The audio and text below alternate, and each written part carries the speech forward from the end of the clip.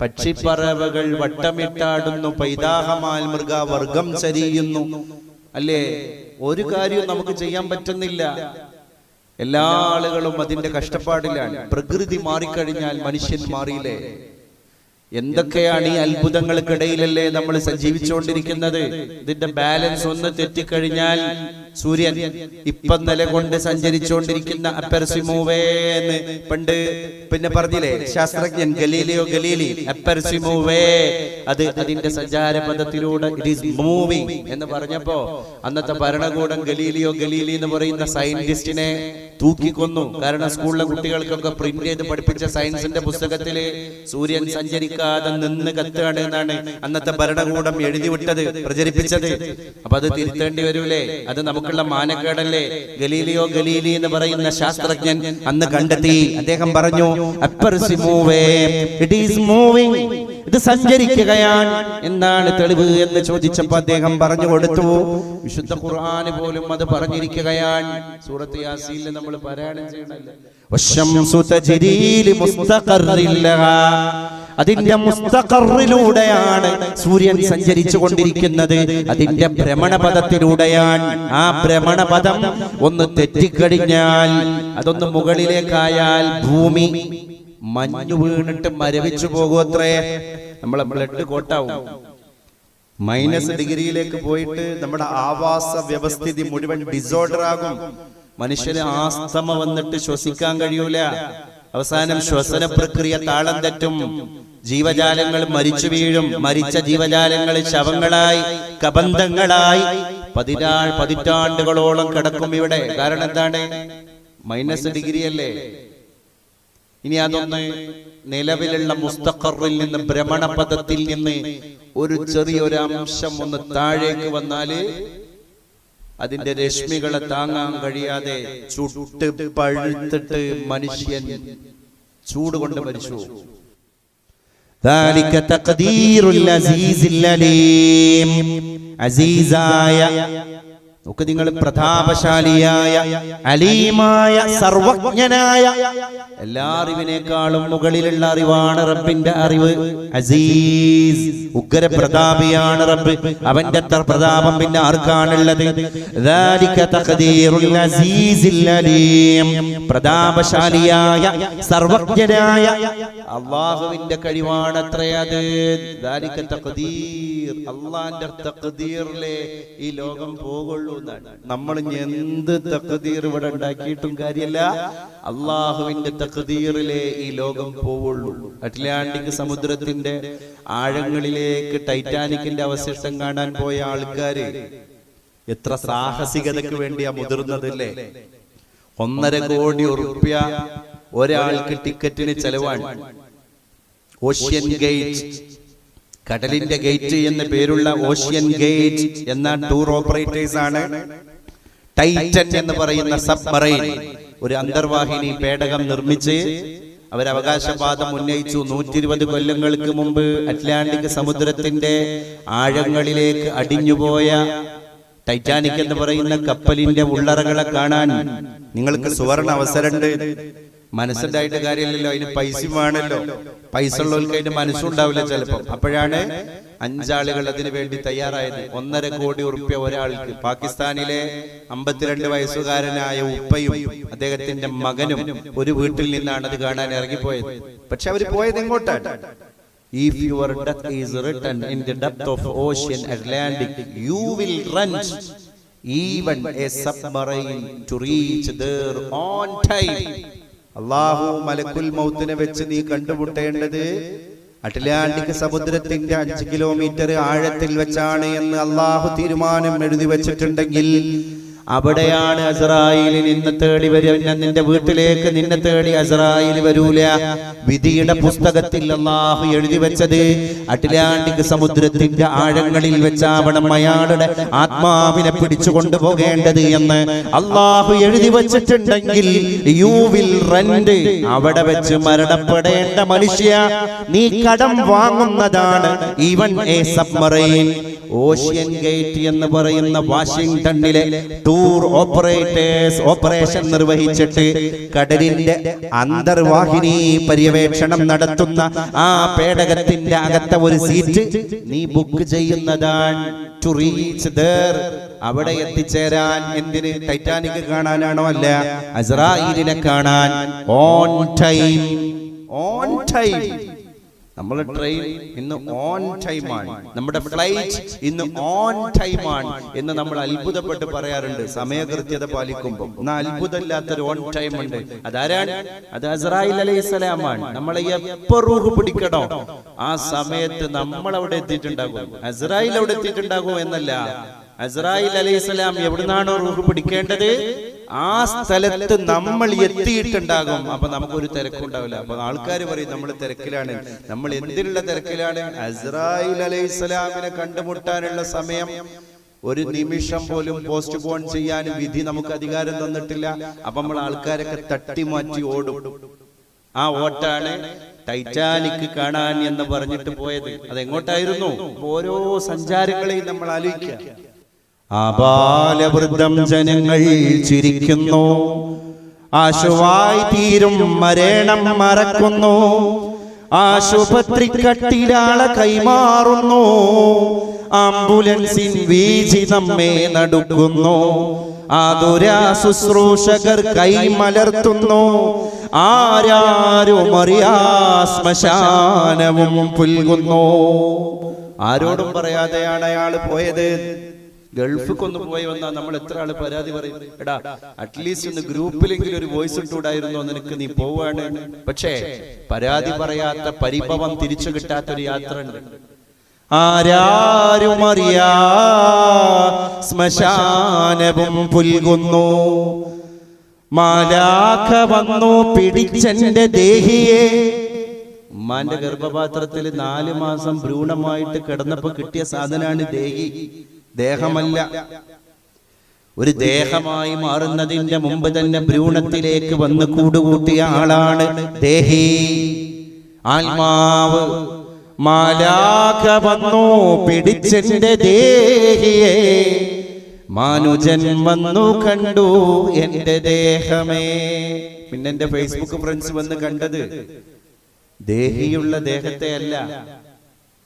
ദേഹി പോയാൽ പിന്നെ മൃതം സംഭവിച്ചു എന്നാ നമ്മൾ പറയാ. മൃത്യു എന്ന് പറഞ്ഞാൽ മരണാണ്.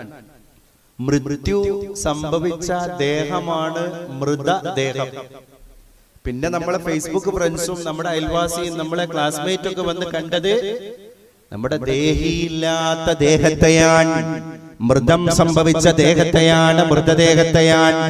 ഇന്ന് മരിച്ചുപോയ ഒരാളെ നാളെ രാത്രിയെ മയ്യത്തെടുക്കാൻ പറ്റുള്ളൂ എങ്കിൽ, കാരണം ഗൾഫിലുള്ള ബന്ധുക്കൾ വരണം, ഗൾഫിലുള്ള ഉറ്റവർ വരണം. അങ്ങനെ ഉണ്ടെങ്കിൽ നമ്മൾ ആ മയ്യത്തിനെ വെക്കണമെങ്കിൽ തൊട്ടടുത്ത സൂപ്പർ സ്പെഷ്യാലിറ്റി ഹോസ്പിറ്റലിൽ നിന്ന് ഇലക്ട്രിസിറ്റി സംവിധാനത്തിൽ വർക്ക് ചെയ്യുന്ന ഫ്രീസർ അല്ലേ, ചില്ലുകൂട് പോലെയുള്ള മയ്യത്തുകട്ടില് പ്ലഗിന് കുത്തിയിട്ട് സ്വിച്ച് ഓൺ ചെയ്തിട്ട് നമ്മളെ കിടത്തണം. എന്നാൽ ഇന്നലെ രാത്രി നമ്മൾ കിടന്നിട്ട് ഈ ശരീരത്തിന് യാതൊരു വർണ്ണവിവേചനം ഉണ്ടായിട്ടില്ല, ഇത് വിവർണമായിട്ടില്ല, ഇതിൽ നിന്ന് അതിന്റെ പേരിൽ ദുർഗന്ധം വമിച്ചിട്ടില്ല. ഇത്ര ബാക്ടീരിയകൾ അല്ലേ നമ്മുടെ ശരീരത്തിൽ, ആ ബാക്ടീരിയകൾ പ്രവർത്തിക്കണം എന്നുള്ളത് നിയമം, അതിന്റെ അളവ് കൂടാൻ പാടില്ല എന്നുള്ളതും നിയമം. അല്ലാഹു ഓരോ കാര്യത്തെയും ബാലൻസ് ചെയ്ത് ഇങ്ങനെ വെച്ചിരിക്കുന്നത് നോക്ക് നിങ്ങൾ. ഓട്ടിസം ബാധിച്ച കുട്ടികൾ, നമ്മുടെ മെന്റൽ ലെവലും ആ കുട്ടികളുടെ മെന്റൽ ലെവലും ചെറിയ മൈക്രോ നാനോ വ്യത്യാസമല്ലേ ഉള്ളൂ, വളരെ ചെറിയ മൈൽഡ് ഡിഫറൻസ് അല്ലേ ഉള്ളൂ. പക്ഷെ എന്തൊക്കെ മാറ്റങ്ങളാണ് ആ കുട്ടികളിലും നമ്മളിലും കാണുന്നത്. അല്ലാഹുവേ, ബോധ മനസ്സിനെ ബാലൻസ് ചെയ്ത തമ്പുരാനെ, ശരീരത്തെ ബാലൻസ് ചെയ്ത തമ്പുരാനെ, സ്ട്രോക്ക് വന്നിട്ട് ഹോസ്പിറ്റലിലേക്ക് പോകുന്ന ആളുകളെ നമ്മൾ കാണാറുണ്ട് അല്ലേ. ശരീരത്തിന്റെ പ്രഷർ വ്യവസ്ഥ അത് ബാലൻസ് ചെയ്യപ്പെടാൻ, ആ ബാലൻസ് തെറ്റിയാലാണ് പ്രഷർ ഉണ്ട് എന്ന് പറയാ. അത് ഒന്നുകിൽ കൂടുതലാവാം അല്ലെങ്കിൽ കുറയലാവാം. എല്ലാവർക്കും ഷുഗർ ഉണ്ട്, ഷുഗർ മനുഷ്യ ശരീരത്തിന്റെ എസെൻഷ്യൽ ആയിരിക്കുന്ന ഒരു സാധനമാണ്. പക്ഷേ അതിന്റെ ലെവൽ ഹൈ ആവുകയും അതിന്റെ ലെവൽ ലോ ആവുകയും പിന്നെ അത് ഏത് സമയത്തും നമ്മുടെ കൺട്രോളിനപ്പുറത്തേക്ക് പോവുകയും ചെയ്താലാണ് ആള് ഷുഗർ രോഗിയാവുക. ഷുഗർ ഉള്ള മുഴുവൻ ആളുകളും ഷുഗർ രോഗിയല്ല. നമുക്കൊക്കെ ഷുഗർ ഉണ്ട്, നമുക്കൊക്കെ പ്രഷർ ഉണ്ട്. പക്ഷേ ആ പ്രഷറിനെ ആ ഷുഗറിനെയൊക്കെ അല്ലാഹു തആല ഈ ബോഡിയിൽ ബാലൻസ് ചെയ്തിരിക്കാൻ, നമ്മുടെ ടെമ്പറേച്ചർ അല്ലാഹു ബാലൻസ് ചെയ്തിരിക്കാൻ തഖ്ദീർ, അതാണ് തഖ്ദീർ. വഫൗക തഖ്ദീരിനാ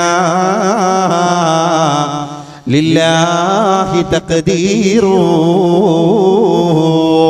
നമ്മുടെ കണക്ക് കൂട്ടലുകൾക്കപ്പുറത്ത് അള്ളാഹുവിന്റെ ഒരു കണക്ക് കൂട്ടലുണ്ട്. അതുകൊണ്ടാണ് ദിക്ർ കൂടെ വേണമെന്ന് പറയാൻ കാരണം. ഹസ്ബുനല്ലാഹ്, അത് അറിഞ്ഞ് ദിക്ർ എല്ലാം ഉണ്ടല്ലോ, അതിന്റെ ഡെപ്ത് കൂടുന്നതാണ്. ഹസ്ബുനല്ലാഹ്, പടച്ചോനെ എന്ത് സംവിധാനങ്ങൾ ലോകത്തുണ്ടെങ്കിൽ എന്താണ്, സൂപ്പർ സ്പെഷ്യാലിറ്റി ഹോസ്പിറ്റലിലെ ആതുര സേവന മേഖലകളിൽ പതിറ്റാണ്ടുകളുടെ പാരമ്പര്യമുള്ള ആർഷ സംസ്കാരങ്ങളെ വരെ കലക്കി കുടിച്ചിരിക്കുന്ന ആരോഗ്യ വിദഗ്ധനായിരിക്കുന്ന വിശ്വകരൻ സ്റ്റെതസ്കോപ്പ് കഴുത്തിൽ കണ്ട് തൂക്കിയിട്ടിട്ട് വെന്റിലേറ്ററിന്റെ മുന്നിൽ നിന്ന് ബന്ധുക്കളെ കാണാൻ വന്നിട്ട് ICUവിന്റെ മുമ്പിലേക്ക് വന്നിട്ട് അയാള് പറയാൻ, വി ആർ ഹെൽപ്ലെസ്. വൈദ്യശാസ്ത്രത്തിന്റെ ഹ്യൂമൻ അനാട്ടമി മുഴുവൻ കലക്കി കുടിച്ച ഞങ്ങൾ നിങ്ങളുടെ ഉറ്റ ബന്ധുവായ രോഗിയെ രക്ഷപ്പെടുത്തുന്ന കാര്യത്തിൽ നിസ്സഹായരാണ്. അതുകൊണ്ട് ഇനി മുകളിലുള്ള ദൈവത്തിന്റെ കയ്യിലാണ് കാര്യം, അവനോട് പ്രാർത്ഥിച്ചോ എന്ന് നിരീശ്വരവാദിയായ ഡോക്ടർ പോലും ആതുരാലയത്തിന്റെ പടിയിൽ വന്നിട്ട് മറുപടി പറയുന്നത് വർത്തമാനകാലത്ത് നമ്മൾ കാണുന്ന നിത്യകാഴ്ചയാണ്. ആരോരുമില്ല ശ്മശാനവും പുൽകുന്നു, ആതുരാ ശുശ്രൂഷകർ കൈ മലർത്തുന്നു, ആരോരും അറിയാ ശ്മശാനവും പുൽകുന്നു. മാലാഖ വന്നു പിടിച്ചെന്റെ ദേഹിയെ, മാനുജൻ വന്നു കണ്ടു എന്റെ ദേഹമേ, പൊട്ടിച്ചിരിച്ചു അനന്തരമാചിരി പൊട്ടിക്കരയരായി രൂപപ്പെടുന്നതും. അല്ലേ, നമ്മൾ ഇന്നോളം ചിരിച്ച ആളുകളാണ്. എത്ര പെട്ടെന്നാണ് ആ ചിരിയൊക്കെ വേർപാടിന്റെ വേപ്പത്ത് പൂണ്ട മനസ്സിലേക്ക് ഊളിയിട്ട് വരുമ്പോ പൊട്ടിച്ചിരികൾ പൊട്ടിക്കരയലായി രൂപാന്തരം പ്രാപിക്കുന്നത്. അതുകൊണ്ട് ലൈഫ് ഈസ് എ ഡ്രാമ, ജീവിതം ഒരു നാടകം. നാടകമേ ഉലകം എന്നൊക്കെ പറയാറില്ലേ നമ്മള്, ഇതൊരു നാടകമാണ്. ഡോക്ടർ വർദ സലാം എന്ന അറേബ്യൻ സാഹിത്യകാരിയുടെ വളരെ ഔപചാരികമായ ഒരു കൃതിയുണ്ട്, അറേബ്യൻ സാഹിത്യ കൃതിയാണ്. അതിനകത്ത് ഒരു കടപ്പുറത്ത് രംഗം പറയുന്നുണ്ട്. എന്നിട്ട് യുവ സാഹിത്യകാരിയായ യുവ കഥാകൃത്തായ ഡോക്ടർ വർദ സലാം എന്ന മുസ്ലിം സാഹിത്യ കുലപതി എഴുത്തുകാരി അവർ സമർത്ഥിക്കുന്ന ഒരു കാര്യമുണ്ട്. ദുനിയാവ് ഇങ്ങനെയാണ്. എന്താ രംഗം? ആ രംഗവേദി ഒരു കടപ്പുറമാണ്. ആ കടപ്പുറത്തിലൂടെ തീരപ്രദേശത്തിലൂടെ ഒരു കൊച്ചുകുട്ടി, നിഷ്കളങ്കനായ ബാലൻ, അവനിങ്ങനെ ഓടിക്കതച്ചു ഓടിപ്പോവാൻ. മണലാരണ്യത്തിന്റെ കടപ്പുറത്തെ മൺതിട്ടകളെ വകഞ്ഞു മാറ്റിയിട്ട് അവന്റെ രണ്ടു പാദങ്ങളും അനസ്യൂതം മുന്നിലേക്കൊരു പ്രവാഹം പോലെ ചലിച്ച് പടിതട്ടി പടിതുള്ളി മുന്നോട്ട് ഗമിച്ചുകൊണ്ടിരിക്കുന്ന വ്യഗ്രതമായ അവന്റെ ഓട്ടത്തിന്റെ ഇടയിൽ അവന്റെ ഒരു പാദത്തിൽ നിന്ന് ആ പാദുകം നഷ്ടപ്പെടുകയാണ്. ഒരു ചെരുപ്പ് നഷ്ടപ്പെട്ട അവൻ പെട്ടെന്ന് തിരിച്ച് ആ നഷ്ടമായ പാദുകം തിരിച്ചെടുക്കാൻ വേണ്ടിയിട്ട് വ്യഗ്രതയോടുകൂടെ തിരിച്ചോടുന്നതിന്റെ ഇടയിൽ ഒരു ഭീമാകാരമായ തിരമാല വന്നിട്ട് കടപ്പുറത്ത് വിനിഷ്ടമായി പോയ അവന്റെ പാദുകത്തെ അപഹരിച്ച് കൊണ്ടുപോകുന്നു കടലിന്റെ മടിത്തട്ടിലേക്ക്. ആ കൊച്ചുകുട്ടി രോഷം കൊണ്ടു, എന്റെ ചെരുപ്പ് കടലമ്മ ഇതാ മോഷ്ടിച്ചു കൊണ്ടുപോയിരിക്കുന്നു. നമ്മളെ കുട്ടികളൊക്കെ ഉണ്ടല്ലോ കടപ്പുറത്ത്, അവർക്ക് കടലമ്മയോട് പറയാനുള്ള സാങ്കേതികമായ ഭാഷകളൊക്കെ തന്നെ കൈവിരലുകളെ കൊണ്ട് നനുത്ത മണൽത്തിട്ടയിൽ എഴുതി പിടിപ്പിക്കാറുണ്ട്.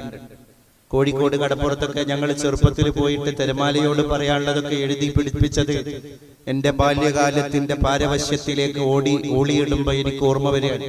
അപ്പൊ അതുപോലെ ഈ കുട്ടി എഴുതി വെച്ചു, കടലമ്മ കള്ളനാണ്. കാരണം എന്റെ ചെരുപ്പ് അപഹരിച്ചു കൊണ്ടുപോയ തസ്കര വീരൻ കള്ളൻ, അവനാണ് കടലമ്മ. ആ കുട്ടിയുടെ പ്രതിഷേധ അഗ്നി മണൽ പരപ്പിൽ ആഴത്തിൽ വേരൂന്നി. അവസാനം രണ്ടാമതായിട്ട് അതേ രംഗവേദിയായ കടപ്പുറത്ത് കൂടെ ഓടി വരുന്നത് ഒരു മത്സ്യത്തൊഴിലാളിയാണ്. ആ മത്സ്യത്തൊഴിലാളിക്ക് എല്ലാ ദിവസവും മത്സ്യബന്ധനം നടത്തിയിട്ട് കിട്ടുന്ന കടൽ വായ്ക്ക എന്നും പറയുന്ന ഈ മത്സ്യചാകര കൊണ്ട് അത് വിറ്റ് കിട്ടുന്ന നാണയത്തൊട്ടിലൂടെയാണ് അദ്ദേഹത്തിന്റെ ജീവിതത്തിന്റെ രണ്ടറ്റം അദ്ദേഹം കൂട്ടിമുട്ടിക്കുന്നത്. ആ മത്സ്യത്തൊഴിലാളിക്ക് ഈ കുട്ടി പറഞ്ഞ ഭാഷ അംഗീകരിക്കാൻ ഇച്ചിരി പ്രയാസമുണ്ടായി. അദ്ദേഹം രണ്ടാമതായിട്ട് ആ കുട്ടി എഴുതി പിടിപ്പിച്ച അക്ഷരങ്ങൾക്കപ്പുറത്ത് കടലിനെ പറ്റി എഴുതി പിടിപ്പിച്ചു, കടലമ്മ അന്നമാണ്. ശരിയാണ്. അദ്ദേഹത്തിലേക്ക് ചേർത്ത് നോക്കുമ്പോ അദ്ദേഹത്തിന്റെ ജീവിതത്തിന്റെ കഞ്ഞിയിൽ മണ്ണ് വീഴാതെ അദ്ദേഹത്തെ സംരക്ഷിക്കുന്നത് ഈ കടലമ്മയാണ്. കടലമ്മ കൊടുക്കുന്ന മത്സ്യസമ്പത്താണ്. അപ്പൊ അദ്ദേഹം എഴുതി കടലമ്മ അന്നമാണ്. മൂന്നാമത് അതേ കടപ്പുറത്ത് കൂടെ ഓടി വരുന്നത് ഒരു 35 വയസ്സ് തോന്നിക്കുന്ന ഒരു യുവതിയാണ്. അവൾ മാറത്തടിച്ചിട്ട് നിലവിളിച്ചിട്ട് വേപതു പൂണ്ട മനസ്സുമായിട്ട് അട്ടഹസിച്ചിട്ട് കരഞ്ഞുകൊണ്ട് തളർന്നു വരുന്നുണ്ട്. എന്തിനാണ് മോളെ നീ കരയുന്നത് എന്ന് ആളുകൾ ചോദിക്കുന്നുണ്ട്.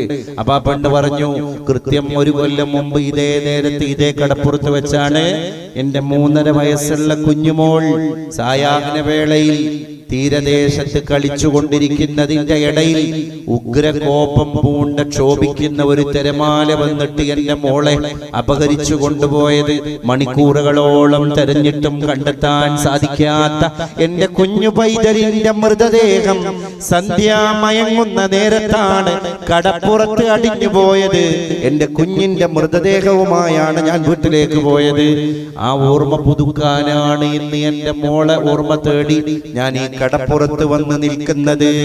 രണ്ടുപേരും എഴുതിയ അഭിപ്രായത്തിന്റെ തൊട്ടപ്പുറത്ത് 35-കാരിയായ അമ്മ എഴുതി വെക്കുകയാണ്, കടലമ്മ കൊലയാളിയാണ്. എന്റെ കുഞ്ഞുമോളെ കൊല ചെയ്ത കൊലയാളി 1 കൊല്ലം മുമ്പ് ഈ കടപ്പുറത്ത് വെച്ചിട്ട് അവളെ അപഹരിച്ചു കൊണ്ടുപോയി കൊല ചെയ്ത കൊലയാളിയാണ് കടലമ്മ. അതുകൊണ്ട് കടലമ്മ കൊലയാളിയാണ്. നാലാമത് അതേ കടപ്പുറത്തു കൂടെ ഓടി വരുന്നത് ഒരു മുങ്ങൽ വിദഗ്ധനായ മനുഷ്യനാണ്. കൃത്യം 2 ആഴ്ചകൾക്ക് മുമ്പ് അയാൾ കടലിന്റെ ആഴങ്ങളിലേക്ക് ഊളിയിട്ട് പോവുകയും ആകസ്മികമായിട്ട് ഓർക്കാപ്പുറത്ത് അയാളുടെ കരവലയങ്ങളിൽ ഒരു മുത്തുച്ചിപ്പി തടയുകയും ചെയ്യാൻ. ആ മുത്തുച്ചിപ്പി ഭദ്രമായി മുറുക്കി പിടിച്ചിട്ട് അദ്ദേഹം കടലിന്റെ ഉപരിതലത്തിലേക്ക് പൊങ്ങി വന്ന് വീട്ടിലേക്ക് ഓടിപ്പോയിട്ട് ഒരു പീച്ചാത്തി കൊണ്ട് മുത്തുച്ചിപ്പിയുടെ വയറ് കീറിയപ്പോ അതിനകത്ത് നിന്ന് വളരെ അമൂല്യം എന്ന് വിപണിയിൽ വിലയിരുത്തപ്പെടുന്ന ഒരു രത്നമാണ്, ഒരു മോത്തി, ഒരു പേൾ, ഒരു മുത്താണ് കിട്ടിയത്. അതോടുകൂടി അദ്ദേഹത്തിന്റെ ജീവിതം വഴിമാറി. അദ്ദേഹം അതിന്റെ പേരിൽ മാത്രം ലക്ഷപ്രഭുവായി. അത് വിറ്റ് അദ്ദേഹം സമ്പന്നനായി. അദ്ദേഹം ആ കടപ്പുറത്ത് കൂടെ അങ്ങനെ വരുമ്പോ ഈ 3 പേരുടെയും അഭിപ്രായം ഇങ്ങനെ വായിച്ചിട്ട് നാലാമത് അദ്ദേഹം എഴുതി, ഇതൊന്നും അല്ല, കടലമ്മ ഭാഗ്യമാണ്. ആകസ്മികമായിട്ട് ഓർക്കാപ്പുറത്ത് എന്റെ കരവലയങ്ങളിൽ തടഞ്ഞുപോയ ഒരു മുത്തുച്ചിപ്പിയിലൂടെ എന്റെ ജീവിതത്തിന്റെ രംഗം തന്നെ മാറ്റിമറിച്ചിരിക്കുന്ന വിപ്ലവകാരിയാണ് കടലമ്മ എന്ന് അദ്ദേഹം എഴുതി വെച്ചു. ഇത് 4 ആള് എഴുതി വെച്ചത് ആ നാട് കാണാൻ വന്ന ഒരു ബ്രിട്ടീഷ് സായിപ്പ് കാണാൻ. ഈ ബ്രിട്ടീഷുകാർക്ക് ഒരു സ്വഭാവമുണ്ട്. ഇവര് നാട് കാണാൻ വന്നാൽ ആ നാടിന്റെ എല്ലാ പൾസും വർക്കല ബീച്ചിൽ പോയാൽ കാണാം. അതുപോലെ തന്നെ മറ്റുള്ള തിരുവനന്തപുരം ജില്ലയുടെ മറ്റുള്ള തീരദേശങ്ങളിൽ പോയാൽ കാണാം.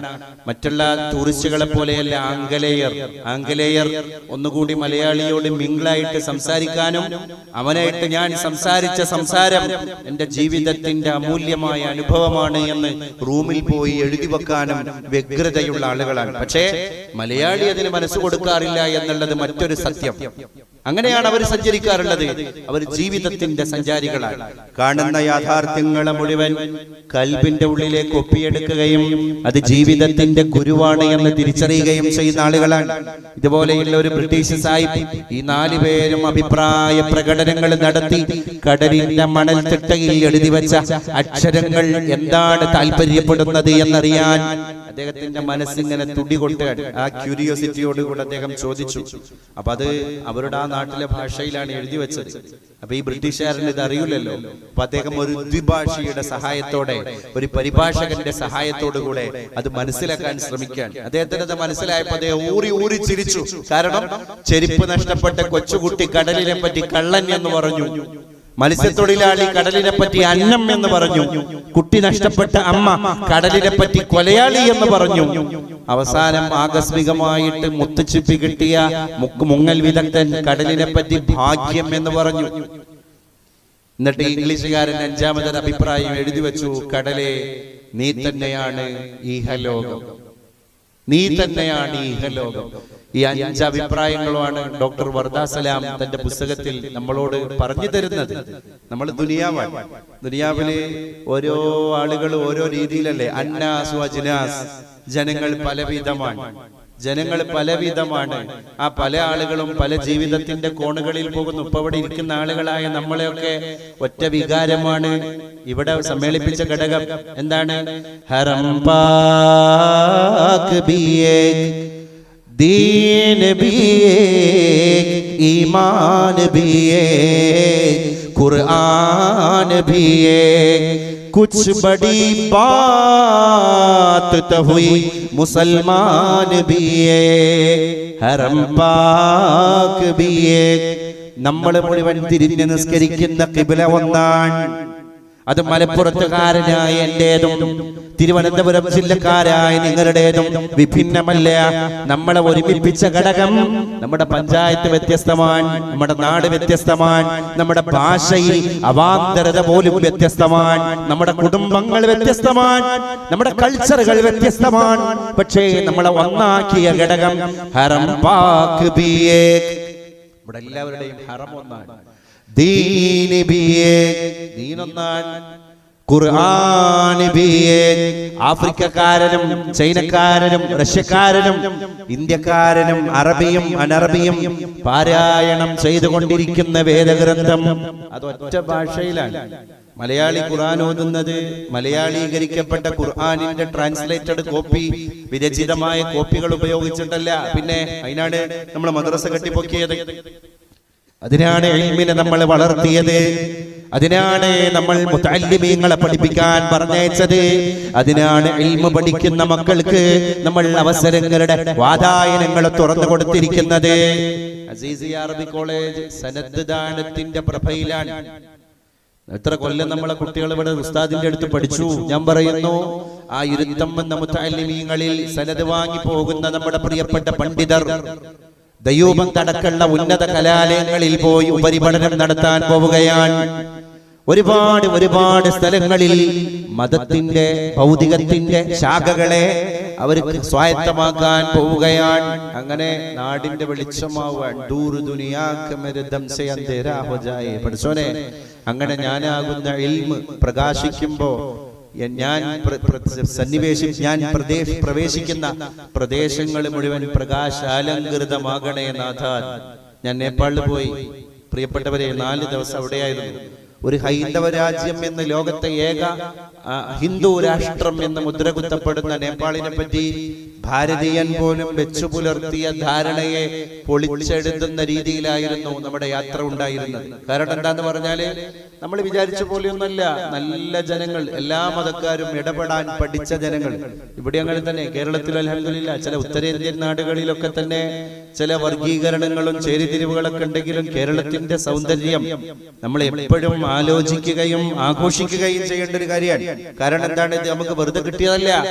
നമ്മുടെ കാരണവന്മാരുണ്ടാക്കി തന്ന ഒരു വലിയ പാരമ്പര്യത്തിന്റെ ശ്രേണി കൊണ്ടാണ് നമ്മൾ ഇന്ന് ഈ സ്വാതന്ത്ര്യത്തിൽ അഭിരാമം കൊള്ളുന്നത് എന്ന് ഇടക്കിടക്ക് നമ്മൾ ആലോചിക്കുന്നത് വളരെ നല്ലതാണ്. Especially in this new India. കാരണം അങ്ങനെയുള്ള ഒരു സാഹചര്യത്തിലൂടെയാണ് നമ്മൾ പോയിക്കൊണ്ടിരിക്കുന്നത്. മതം പല ആളുകൾക്ക് ഉപജീവനാണ്. മതം അതേത് മതാവട്ടെ, ഏത് ആചാരാവട്ടെ, അല്ലേ? മതം വഴിപാടുകൾ മാത്രമാകുന്ന കാലഘട്ടത്തിലാണ് നമ്മളുള്ളത്. മതം ഒരു സിംബലൈസേഷൻ അല്ല. നമ്മൾ തിരിച്ചറിയണം. കോഴ വാങ്ങാൻ പോകുന്ന, ചന്തയിൽ സാധനം വിൽക്കാൻ പോകുന്ന ആള്, അതുപോലെ തന്നെ കസ്റ്റംസ് ഉദ്യോഗസ്ഥന്റെ കണ്ണ് വെട്ടിച്ചിട്ട് ബ്ലാക്കില് സ്വർണം കേരളത്തിലേക്ക് കടത്തുന്നവന് ആദ്യം നിയന്ത്രിക്കണ എന്താണ്? പഠിച്ചോനെ, ഇതൊക്കെ കടത്തി കിട്ടി കഴിഞ്ഞാല് അതിൽ നിന്ന് 2 ലക്ഷം റുപ്യ നിന്റെ പള്ളിക്കാണ് റബ്ബേ, അല്ലേ? കാര്യസാധ്യം. അപ്പൊ സംഗതി വസൂലായത്. ചെയ്ത വഴികളോ എല്ലാം അന്യായങ്ങൾ. അപ്പൊ അന്യായങ്ങൾക്ക് വേണ്ടി മതത്തെ കൂട്ടുപിടിക്കുക. മതം അലങ്കാരമാകുന്ന കാലഘട്ടാണ്. വേഷഭൂഷാദികൾ അലങ്കാരമാകുന്ന കാലഘട്ടാണ്. അവിടെ നമ്മൾ ചർച്ച ചെയ്തുകൊണ്ടിരിക്കുന്നത് തന്നെ കൽബാണ്, മനസ്സെന്നാവാൻ.